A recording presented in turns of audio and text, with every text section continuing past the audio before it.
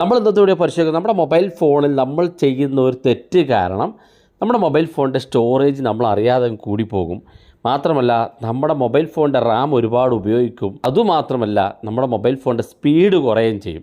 നമ്മൾ ഇന്നത്തെ വീഡിയോ പരിശോധിക്കുന്നത് നമ്മുടെ മൊബൈൽ ഫോണിൽ നമ്മൾ ചെയ്യുന്ന ആ തെറ്റെന്താണ്, അതെങ്ങനെ പരിഹരിക്കുക എന്നുള്ളതാണ് നമ്മൾ നോക്കുന്നത്. വീഡിയോ മുഴുവനായിട്ട് കാണുക, നിങ്ങളുടെ സുഹൃത്തുക്കൾ കൂടി വീഡിയോ ഷെയർ ചെയ്ത് കൊടുക്കുക.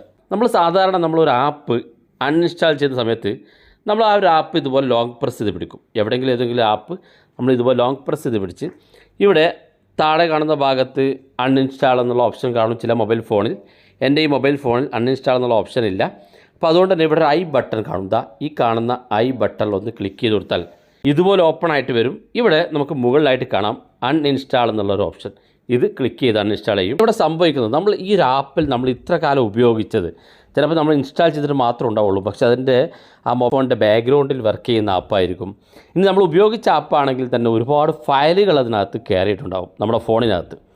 അപ്പം ഇങ്ങനെ ഇപ്പോൾ ഈ കാണിച്ച പോലെ ഡിലീറ്റ് ചെയ്താൽ നമുക്ക് ആ ഒരു ആപ്പ് അങ്ങ് ഡിലീറ്റ് ആയി പോകും എന്ന് മാത്രമേ ഉള്ളൂ. ആ ഒരു ആപ്പുമായി ബന്ധപ്പെട്ട ഫയലുകളൊക്കെ നമ്മുടെ ഫോണിലുണ്ടാകും. അതുകൊണ്ടാണ് പല ആളുകളും പറയുന്നത് സ്റ്റോറേജ് ഞാൻ ഒരുപാട് ഫ്രീ ആക്കി എന്നിട്ടും എൻ്റെ മൊബൈൽ ഫോണിൻ്റെ സ്റ്റോറേജ് പ്രശ്നം തീരുന്നില്ല എന്ന്. അത് പ്രധാനപ്പെട്ട കാരണം നമ്മൾ കാണാത്ത ഒരുപാട് ഹിഡൻ ഫയലുകൾ നമ്മുടെ ഫോണിനകത്തുണ്ട്.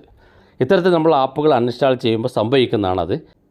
അതുപോലെ തന്നെ നമ്മുടെ മൊബൈൽ ഫോണിൻ്റെ സ്പീഡ് കുറയും. കാരണം നമ്മുടെ മൊബൈൽ ഫോൺ ഓവർലോഡ് വരും. നമ്മുടെ ഫോണിനകത്ത് ഒരുപാട് ഫയലുകൾ കുത്തി നിറക്കപ്പെടും, സ്പീഡ് കുറയും. അതുപോലെ തന്നെ ചില ആപ്പുകൾക്ക് ബാക്ക്ഗ്രൗണ്ട് റാം ഉപയോഗിക്കുകയും ചെയ്യും. അപ്പോൾ ഇത്തരം ഫയലുകൾ നമ്മുടെ ഫോണിനകത്ത് ഉണ്ടായിക്കഴിഞ്ഞാൽ നമ്മുടെ മൊബൈൽ ഫോണിന് തന്നെയാണ് പ്രശ്നം. പക്ഷേ ആ ഒരു പ്രശ്നം നമുക്ക് പരിഹരിക്കാൻ സാധിക്കില്ല. അത് പിന്നെ നമ്മൾ അവസാനം ഫോർമാറ്റിലേക്ക് എത്തും. മൊബൈൽ ഫോൺ ഫോർമാറ്റ് ചെയ്ത് വീണ്ടും പുതുതായിട്ട് ചെയ്യും. ഇതേ ഒരു തെറ്റ് നമ്മൾ വീണ്ടും ആവർത്തിക്കുകയും ചെയ്യും. അപ്പോൾ ഈ പ്രശ്നം എങ്ങനെ പരിഹരിക്കുക എന്നെല്ലാം കാണിച്ചു തരാം. നമ്മളൊരു ആപ്പ് അൺഇൻസ്റ്റാൾ ചെയ്യാൻ വേണ്ടി ശ്രമിക്കുമ്പോൾ ഇതുപോലെ ലോങ് പ്രസ് ചെയ്ത് പിടിക്കുക. എന്നിട്ട് ഇവിടെ കാണുന്ന അൺഇൻസ്റ്റാൾ എന്നുള്ള ഓപ്ഷനിൽ ക്ലിക്ക് ചെയ്യരുത്. ഇവിടെ ഒരു ഐ ബട്ടൺ കാണും. ഈ ഐ ബട്ടണിലൊന്ന് ക്ലിക്ക് ചെയ്ത് കൊടുക്കുക. ഇനി ഇങ്ങനെ എത്താൻ പ്രയാസമാണെങ്കിൽ നിങ്ങൾക്ക് നിങ്ങളുടെ മൊബൈൽ ഫോണിൻ്റെ സെറ്റിങ്സിനകത്ത് ആപ്സ് എന്ന് കാണാൻ സാധിക്കും. ചില മൊബൈൽ ഫോണിൽ ആപ്ലിക്കേഷൻ മാനേജർ എന്നായിരിക്കും കാണാൻ സാധിക്കുക. അത് ക്ലിക്ക് ചെയ്ത് കൊടുത്താൽ നമുക്ക് ഒരുപാട് ആപ്പുകൾ കാണും. അതിലേത് ആപ്പാണോ നിങ്ങൾ അൺഇൻസ്റ്റാൾ ചെയ്യാൻ പോകുന്നതെങ്കിൽ ആ ഒരു ആപ്പ് ഇതുപോലെ ഓപ്പൺ ചെയ്യാം. ഓപ്പൺ ചെയ്ത് ഇവിടെ കാണുന്ന അൺഇൻസ്റ്റാൾ കൊടുക്കുന്നതിന് മുന്നേ നമുക്കിവിടെ കാണാം സ്റ്റോറേജ് യൂസേജ് എന്ന് കാണാൻ സാധിക്കും. ഇവിടെ എൻ്റെ ഫോണിൽ 1.95 GB ഏകദേശം 2 GB ഫയൽ ഈ ഒരു ആപ്പ് യൂസ് ചെയ്യുന്നുണ്ട്. അതിനകത്ത് നമ്മൾ ഫോട്ടോ എഡിറ്റ് ചെയ്തതും വീഡിയോ എഡിറ്റ് ചെയ്തതും മറ്റോ ആയിട്ടുള്ള എല്ലാ ഫയലുകളുമായിട്ട് ഏകദേശം 1.9 GB സ്റ്റോർ ആയി കിടക്കുന്നുണ്ട്. ഫയൽ വേണമെങ്കിൽ 1 MB 2 MB ഉണ്ടാവുള്ളൂ. ബാക്കിയുള്ള ഇത്രയും GB ഫയലുകൾ നമ്മുടെ ഫോണിനകത്ത് സ്റ്റോറായി കിടക്കണം. അപ്പോൾ നമ്മൾ അൺഇൻസ്റ്റാൾ ചെയ്യുന്നതിന് മുന്നേ ചെയ്യേണ്ട കാര്യം ഇവിടെ കാണുന്ന സ്റ്റോറേജ് യൂസേജ് എന്നുള്ള കാണുന്ന ഭാഗത്ത് ക്ലിക്ക് ചെയ്യാം.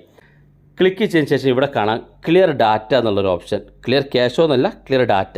ക്ലിയർ ക്യാഷോ ക്ലിക്ക് ചെയ്താൽ 166 MB മാത്രമേ ക്ലീൻ ആവുള്ളൂ. ഇവിടെ ക്ലിയർ ഡാറ്റ എന്നുള്ള ഭാഗത്ത് ക്ലിക്ക് ചെയ്താൽ കാണാം ഈ ഒരു ആപ്പിന് വേണ്ടത് 299 MB മാത്രമാണ്. ബാക്കി കിടക്കുന്ന 1.49 GB ഈ ആപ്പിനകത്തുള്ള ഫയലാണ്. അപ്പോൾ ഇത് നമ്മളെ ഒരു ആപ്പ് നേരെ അൺഇൻസ്റ്റാൾ ചെയ്താൽ ആപ്പ് മാത്രം അൺഇൻസ്റ്റാൾ ആകും, ഫയലുകൾ ഫോണിനകത്ത് തന്നെ കിടക്കും. അപ്പം ഇവിടെ വെച്ച് ക്ലിയർ ഡാറ്റ കൊടുക്കുക.